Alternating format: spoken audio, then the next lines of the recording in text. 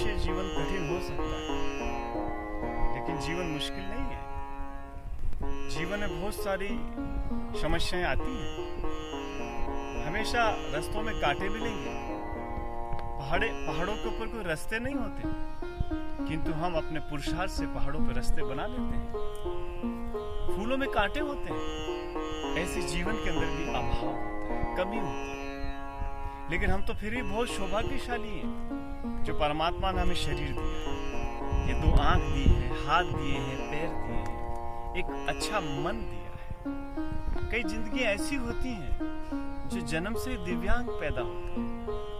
कई जिंदगी ऐसी होती है जो जन्म के साथ ही पूरे जीवन को उनके कांटे भरे होते हैं, लेकिन वो भी जीवन जी लेती है, वो भी सीख लेती है।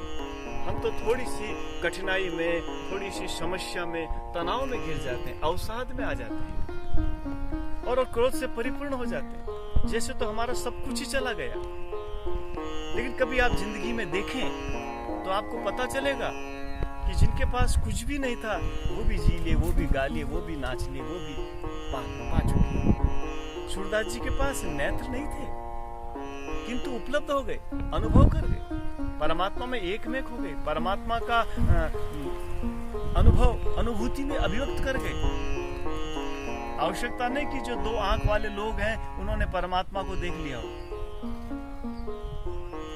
ऐसे ही हमारे लाडली घर के अंदर छोटी छोटी बच्चियां रहती हैं जो जन्म से ही दृष्टि बाधित है। भगवान ने उनको आंखें नहीं दी है, वो देख तो नहीं सकती हैं, किंतु उनके अंदर इतना परमात्मा ने ऊर्जा दी है, उनको जीवन को जीने की उमंग दी है। आज यहाँ लाडली घर के अंदर बच्चियां नाचती हैं, गाती हैं, खेलती हैं, कूदती हैं, पढ़ती हैं और अपने जीवन के अंदर रंग भर रही हैं।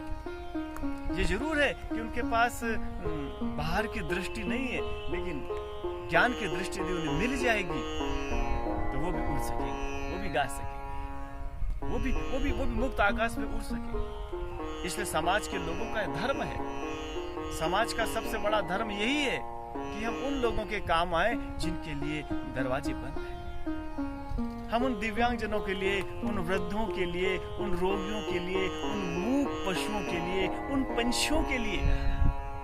हमारे पास देने को बहुत कुछ है। आवश्यकता नहीं कि हम धन देवें, आवश्यकता ये है कि हम मन देवें, हम विचार देवें, हम थोड़ा किसी को समय देवें, किसी की वेदना को सुन लें, तो भी हमारा जीवन आनंद से भर सकता है। आनंद को पाने के तो अनेक रास्ते हैं, सिर्फ पहाड़ों के अंदर आनंद नहीं मिलेगा, कर्म करने से मिलेगा। और कर्म सुंदर होंगे तो हम अपना जीवन सुंदर बना लेंगे और जगत के जीवन को भी हम रंग में परिपूर्ण कर लेंगे। तो आवश्यकता इस बात की है कि हमारी भावनाएं कैसी हैं, हमारे विचार कैसे हैं, हमारे जीवन की दृष्टि कैसी है। यदि हमारी जीवन की दृष्टि ठीक है तो हम उपलब्ध हो सकते हैं, हम आनंदित हो सकते हैं और हम अहोभाव से भर सकते हैं। इसलिए आप सभी से ये आग्रह है कि जीवन को जीना है, चाहे अभाव हो, चाहे भाव हो, चाहे प्रभाव हो, चाहे संभाव हो। जीवन को यदि हम अच्छे रंगों से भरेंगे, पुरुषार्थ के रंग से भरेंगे, सेवा के रंग से भरेंगे, तो हम वास्तव में परमात्मा की प्रार्थना कर सकते हैं। यदि हमारी दृष्टि, भाव शुद्ध होते चले जाएंगे तो हम वैसे ही जीवन में आनंद का अनुभव करने लगेंगे। इसलिए हमारा सभी समाज के समृद्ध लोगों से आग्रह है कि हमारे पास देने को तो बहुत कुछ है, लेकिन हम देते ही नहीं। हमारे पास भगवान ने मन दिया है, समय दिया है, हम किसी के भी सपने साकार कर सकते हैं, किसी के जीवन में लाठी बन सकते हैं। आज श्रवण कुमार की आवश्यकता है, जिन श्रवण कुमार ने अपने माता पिता के लिए अपना सर्वस्व न्यौछावर कर दिया। आज दुख की बात होती है कि वही वृद्ध माता पिता वृद्धाश्रम में रहते हैं। इसलिए आज श्रवण कुमार बनने की आवश्यकता है।